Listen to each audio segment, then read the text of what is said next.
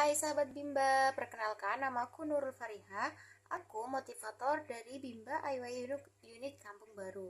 Hari ini aku akan menjawab beberapa pertanyaan dari tugas belajar di luar kelas hari ketiga mengenai job description pada kegiatan insidentil, tugas dan tanggung jawab motivator, dan tanggung jawab motivator di dalam kelas.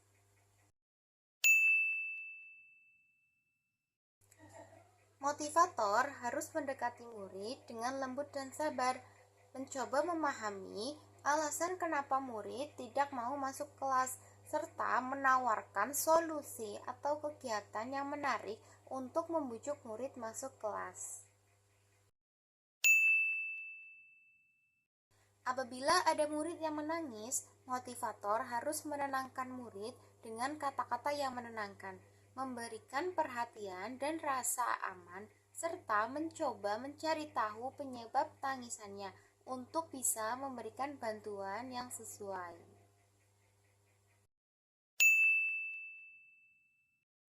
Motivator harus menghampiri murid yang mengganggu dan secara bijaksana mengalihkan perhatian ke kegiatan yang positif atau menugaskan aktivitas yang menarik untuk mengalihkan perilaku yang mengganggu.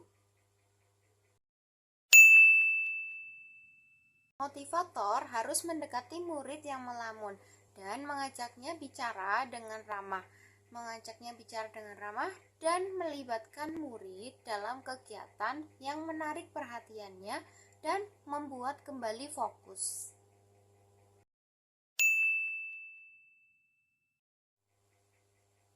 Tugas yang harus dilakukan motivator secara periodik dalam 1 minggu adalah mengadakan evaluasi perkembangan murid, membuat rencana pembelajaran untuk minggu berikutnya, dan yang ketiga, mengadakan pertemuan dengan orang tua murid untuk memberikan laporan kemajuan dan mendapatkan masukan. Dan yang terakhir, mengatur dan merencanakan kegiatan mingguan yang melibatkan seluruh murid. Tugas rutin yang harus dilakukan selalu oleh motivator setiap hari adalah menyambut murid dengan ramah setiap pagi, mengawasi dan memfasilitasi kegiatan belajar mengajar, memberikan bimbingan dan dukungan kepada murid. Selama kegiatan berlangsung, mencatat perkembangan dan kebutuhan khusus setiap murid, dan mengkomunikasikan informasi penting kepada orang tua atau wali murid.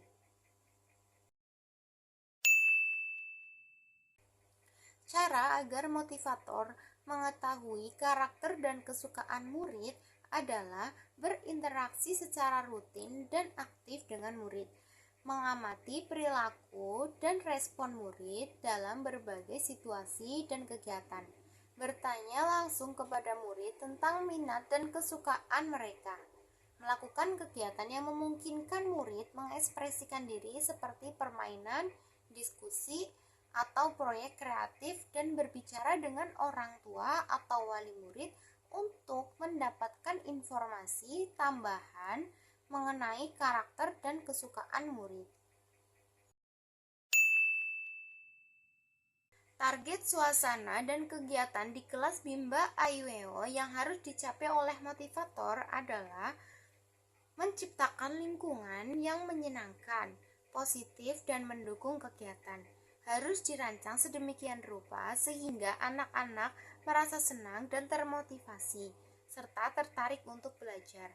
Anak-anak harus merasa aman dan nyaman untuk bereksplorasi, dan berpartisipasi secara aktif dalam kegiatan belajar. Cara motivator mencapai target atau tugas di kelas Bimba IWO adalah motivator harus menggunakan pendekatan yang menyenangkan dan interaktif dalam setiap kegiatan pembelajaran mengajar. Yang kedua, menggunakan metode yang sesuai dengan minat dan kesukaan murid untuk menjaga perhatian dan semangat mereka. Yang ketiga, memberikan pujian atau reward secara konsisten untuk setiap usaha dan pencapaian yang dibuat oleh murid. Yang keempat, mengatur kegiatan yang beragam dan menarik agar murid tidak merasa bosan. Yang kelima, membangun hubungan yang baik dan komunikatif dengan setiap murid untuk memahami kebutuhan dan karakteristik mereka. Dan yang terakhir, mengadakan evaluasi berskala untuk menilai kemajuan murid dan menyesuaikan metode pembelajaran jika diperlukan. Menetapkan dan menerapkan aturan kelas yang jelas untuk menjaga ketertiban dan keamanan. Mengawasi anak-anak secara aktif selama kegiatan berlangsung untuk mencegah perilaku yang berpotensi membahayakan. Menyusun ruang kelas agar bebas dari benda-benda yang membahayakan anak. Menciptakan lingkungan yang ramah di mana anak-anak merasa bebas untuk menyampaikan kekhawatiran atau masalah mereka. Yang harus dilakukan untuk menjadikan suasana di kelas nyaman adalah menciptakan lingkungan yang ramah dan menyambut semua anak dengan senyuman dan sikap yang positif.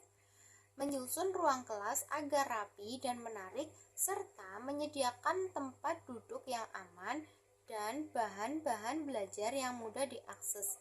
Mendengarkan dan menghargai setiap anak, memastikan bahwa setiap anak merasa dihargai dan diperhatikan.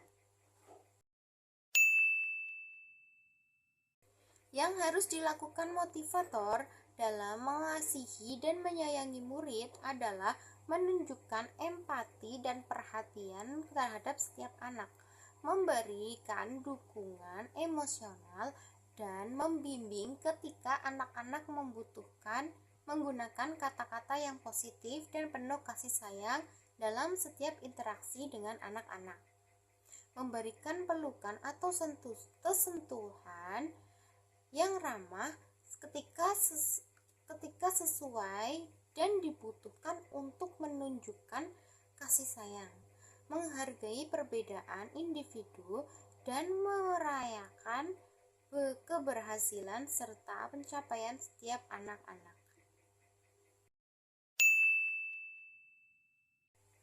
Yang harus dilakukan motivator untuk menjadikan kegiatan bermain sambil belajar menyenangkan adalah dengan menggunakan metode pengajaran interaktif dan kreatif, menyediakan berbagai aktivitas yang menarik dan berpotensi untuk menjaga minat-minat anak, melibatkan anak-anak dalam proses belajar melalui permainan ceria dan kegiatan seni.